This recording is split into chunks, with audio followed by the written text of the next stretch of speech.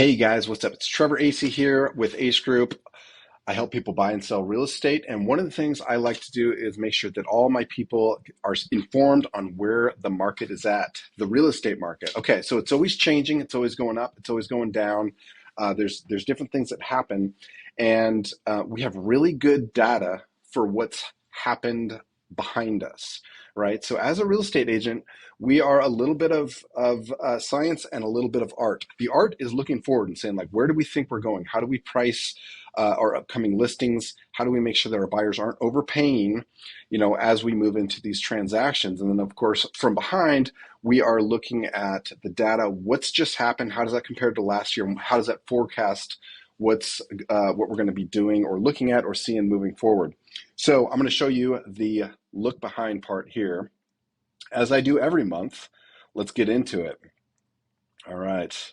So this is called just a local market update. Okay. Now I can pull this data from the MLS and I can actually pull your neighborhood. I can pull your county.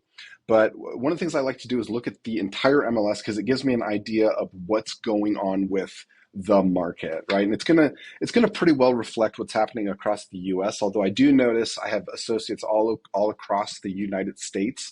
I do know that what hits in the West Coast is going to be different than what hits in the East Coast, and those types of things. But let's just look.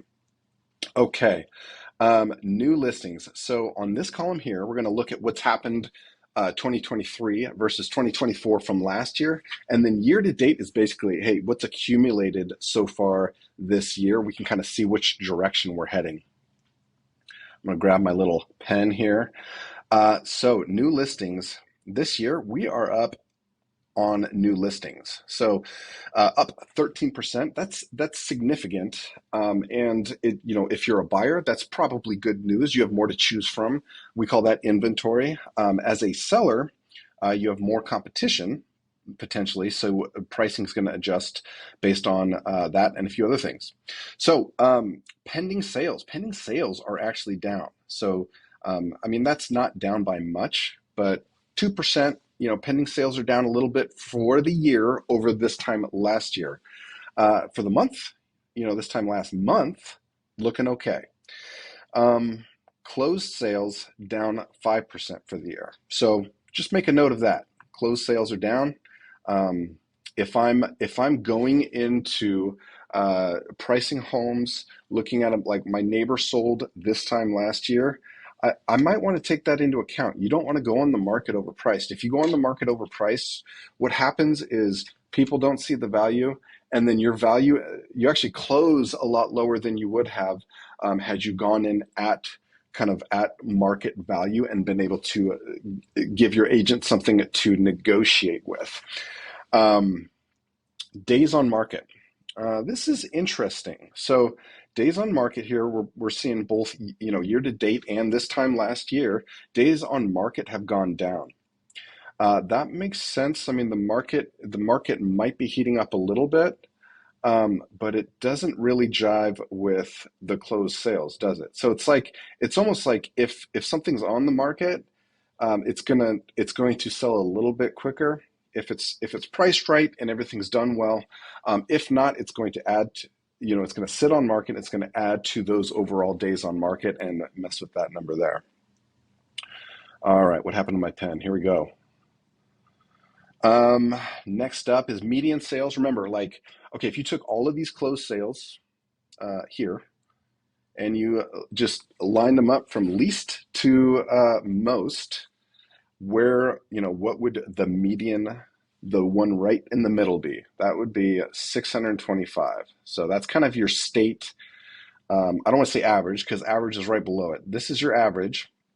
Now, a lot of Seattle King County is going to bring this average up, and that's why the average is different than the median price. Okay, percent of list price received. What this tells me here, I mean, we're right about 100% of list price received, just very, very close. What this is telling me, compared to 2-3 years ago, is that agents are really able to wrap their head around where we're at in the market, what to value the home at, and there's kind of an understanding of what's happening versus 2 or 3 years ago when, I don't know if you remember, when interest rates were at like 2 and 3% and the rates were super low and cost of money was super low, but like the market was going crazy. It was super hot. And we would do the best to put the property on the market and market it here, and then it would even just go up from there, or it'd be way too high because we were shooting too high. And so this is actually I think a good thing for the market to be able to be predictable. So we're seeing that. And here's your inventory. So the absolute inventory number of homes on the market actually went down. Again, that's that, if you're a buyer,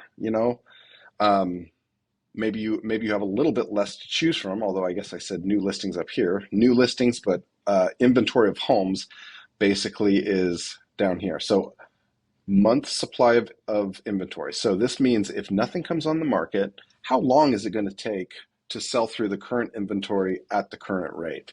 What this does is it gives us a value or a way to say this is how hot the market is, how cool the market is.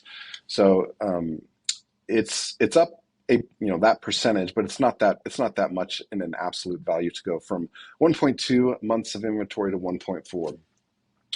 Overall, and I feel like I say this every month, that's still low for inventory. There's a lot of reasons why inventory continues to be low across the board. Back in 2008, a lot of builders went out of business, and so there was a lot of homes that just never got built, and so we've had an ongoing housing shortage, and there's other like macroeconomic and generational reasons why we've had a shortage of inventory. At this point, I'm just calling this, this is pretty much normal, and it's a lot more inventory than what used to be on the market 2 or 3 years ago. That being said, kind of some of the industry standards is 3 to 5 months would be considered more of a balanced market. Anything under 3 months of inventory, you could probably call a seller's market, and anything over 5-6 months of inventory, you might call that a buyer's market. Okay, so I think we're still in a seller's market, but we've really been in a seller's market for the last decade or since the recession. The housing recession that took out the economy, that was centered in housing. And by the way, I don't think we're headed for another one of those. And there's too much equity in the properties, and the lending practices are so solid that I don't even think we're headed that direction. That's a whole other conversation, probably a whole other video. So hopefully that tells you where we're at in the conversation. If you want to talk about your own, please call me. This is me making a little happy face for you, and I hope you're having a great Friday. We'll talk to you soon. 2 more things. I totally forgot. One is, if you haven't already, fill out our All About You form, because we are currently in the process of sending out some happy mail. We call it happy mail. It's just like some gifts to our friends. And we want to make sure to include you on that list. And 2, I didn't mention what interest rates are. Interest rates are really not my thing, other than to just be aware of generally, I should say, where we're at, because it affects my buyers and sellers. But if you want to go to this, my lender pointed out this is a great place and to kind of see where the interest rates are. It looks like mortgagenewsdaily.com. And then you can kind of go through and say, like, okay, this is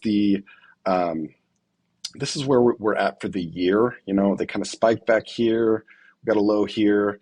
And we're back up to, I don't know, 7.1 or something is what last I heard. And you can kind of click through in here and see, like, this is where they're at 5 years ago. And take a look at that. But from what I understand, I don't hear anybody saying that they expect interest rates to go down this year much at all. Take that for what it's worth. We really thought they were going to, and that stuff can change with the wind. So, all right, see you next time.